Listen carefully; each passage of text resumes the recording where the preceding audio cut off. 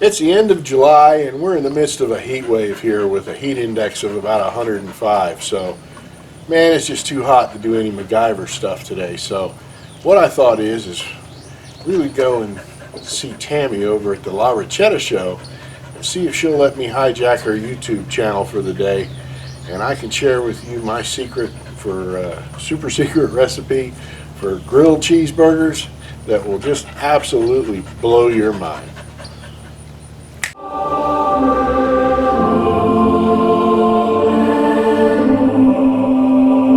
I'm going to show you my secret, which uses a little bit of Italian technique with some good old Southern grilling by fire.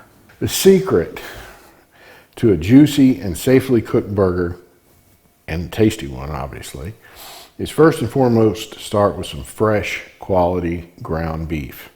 You know, you should be able to get your Wally World or your favorite grocery store meat department to grind you up some. Make sure you ask for 70% lean. You want that extra fat content for both flavor and your juiciness. I never said it was going to be healthy. You want to make sure that your meat has plenty of fat in it. Okay, we just had this ground from the butcher shop not but a few hours ago, and you can see how it's got the fat kind of marbled through it really good, and it's not too dark or red. If it's too dark or red, they either dyed the crap out of their meat and it's old, or it's too lean if you don't see a lot of that fat marbled through there. Now, a lot of folks, you know, they'll just cook their burgers to medium rare or medium, and, you know, with a little pink inside and all that, and, you know, they'll be nice and juicy, but that works okay for steak or roast or something like that, or any meat that's not ground up. But because any bacteria that gets on the meat is going to be on the outer surface of the meat, and as you're cooking it, you sear it or whatever, the outside surface of the meat gets hot enough to kill off any of the bacterial baddies or whatever that it would, you know, get in there. But ground meat, because all the meat is just combined together, any bacteria that's anywhere gets distributed throughout the meat. That's why they tell you should cook it to well done, or an internal temperature of 160 degrees. So what we're going to do is we're going to use a little bit of technique that my little Italian grandma taught me, and we're going to make a panada. And basically that's essentially a small amount of bread and milk, and we're going to make it into a paste.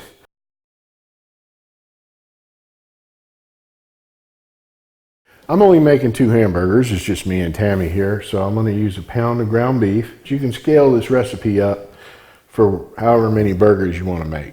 To start with our panada, that's Italian, some people just call it panade. Take a good high quality slice of sandwich bread. You don't want to cheap out here because this is all part of the flavor. So what I'm going to do is I'm going to trim the crust off, because again, you know, we're making a paste, so we don't want the crust in there. We want to chop this up into little bits. Do that. And we'll get our mixing bowl here, and we will put our bread bits in here. And what I'm going to do is I'm going to add me like a tablespoon of milk, and I'm just going to kind of mash that into a paste. What I'm going to do is I'm going to add me some A1 steak sauce here, usually about a tablespoon or 2, depends on how potent you want it. All this stuff's going to take it up to a Chuck Norris level of awesomeness. Now, the other thing here we're going to do is we're going to use some liquid smoke. You know, if you're wanting to do a quick Tuesday night, you know, burger dinner or something like that, just put just a teensy drop, and trust me, just a dab will do you. That's all you need. That'll give you a little bit of smoke flavor. All right, then we're going to take and Just a little bit of, about a minced clove of garlic there. 1 egg yolk. And now from this point here, you could just do a couple tablespoons of salt and pepper, or what I do is I use a seasoning mix. There's a restaurant franchise around here in the Midwest and South called Freddy's, and their burgers have a very unique taste to them. And I'm using 2 tablespoons of their seasoning mix.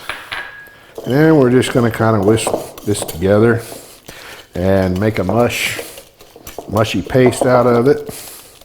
Now what we're going to do is we're going to incorporate our ground beef. And we're just going to take it in here.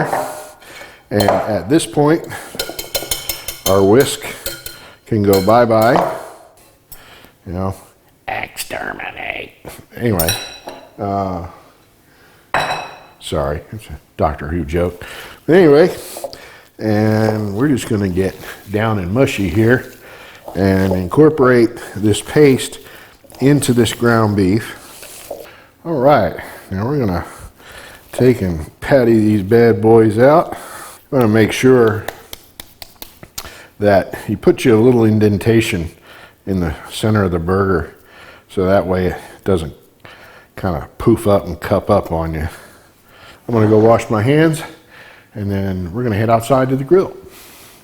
All right, now I'm using a gas grill with a, I'm going to use a Lodge cast iron griddle. If you like grill marks, you can go ahead and, you know, throw them right on the grates. Me, I'm just going to do the griddle bit.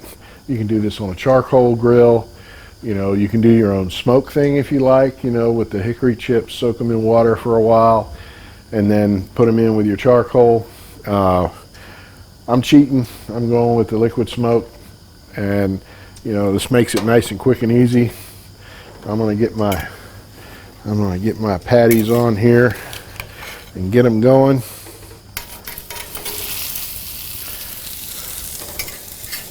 And we're just going to let these things cook until they're well done and they have no pink inside. Technically, if you're OCD and you want to look at exact temperature, you want an internal temperature of 160 degrees.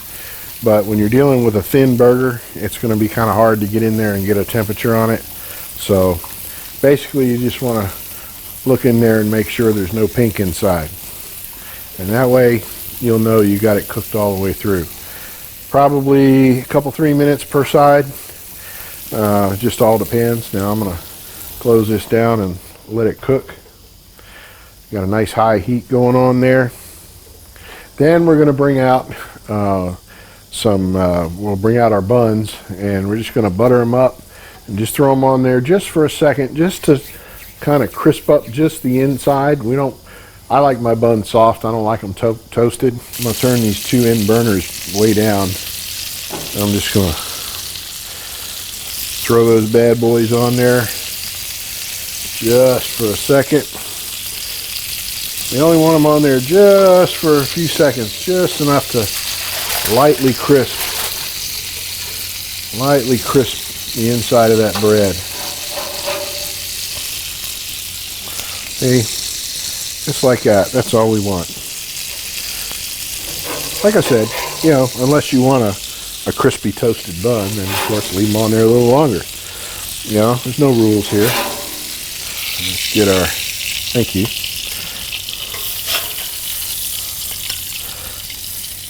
Our burgers on our plate here. Now what we're gonna do is we're gonna tint these and let them rest for about 10 minutes. That's going to do 2 things. One, the carryover heat's going to let that temperature come up, like I said earlier, and it's going to, like any other steak, it's going to let the juices redistribute and get all nice and good through that hamburger. If you don't let your meat rest like that, as soon as you bite into it, all the juices are just going to run out, and you're going to have a dry, nasty burger. So I'm going to run these inside real quick, and I'll be right back with the onion rings.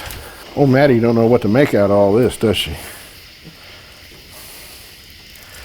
We're just gonna lay these bad boys on there.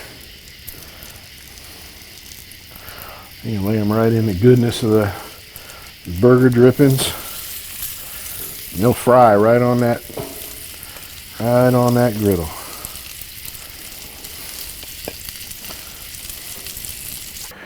Alrighty then.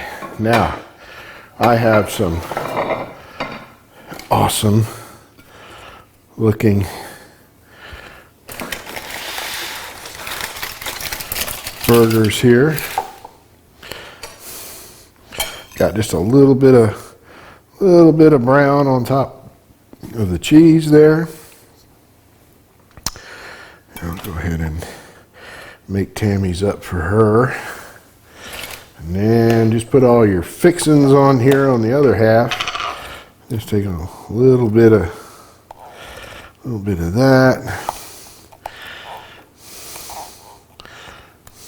that. And some cat soup. Meow. A little bit of the good yellow stuff. Depending on what you're into, you can use Dijon, you can use, any kind of mustard you like, whatever turns you on. Like I said, there's no rules here, just right, as they say. And once I get all that on there, I go ahead and just kind of blend it all together here. It's all going to end up in the same place anyway. Now, for the magic moment. Man, this burger's so big, I'm gonna have to unhinge my mouth like a python to get around this thing. But hey, you know what? I'll see it through. I'll make it work somehow.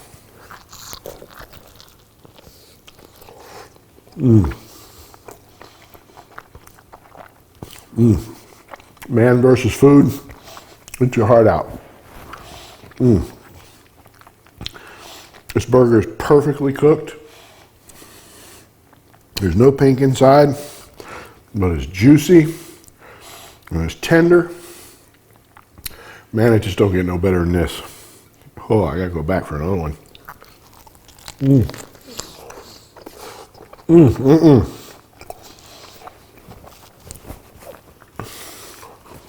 Yeah, it probably looks very messy and inappropriate, but you know what? I don't care. Yeah. I don't always shill for anybody's stuff, but if they deserve it, I'll sure say something about it. And Ryan's Fatted Calf Butcher Shop up in Bowling Green, Kentucky, about 30 miles from here. I mean, every bit as good as all the butcher shops I knew back up in Jersey. And it's a family-run outfit, good bunch of folks, and we just load up a insulated bag and go up there and do our meat shopping for the week. So, can't say enough good things about them. So, I hope you liked the video. If you do, please subscribe and make sure you click the little notification bell icon there so that you get notified anytime we put up a video, either on my MacGyver's Workshop channel or my wife Tammy's The La Ricetta Show, and which is where most all the cooking stuff goes. So appreciate y'all tuning in. Thanks for watching, and see you next time.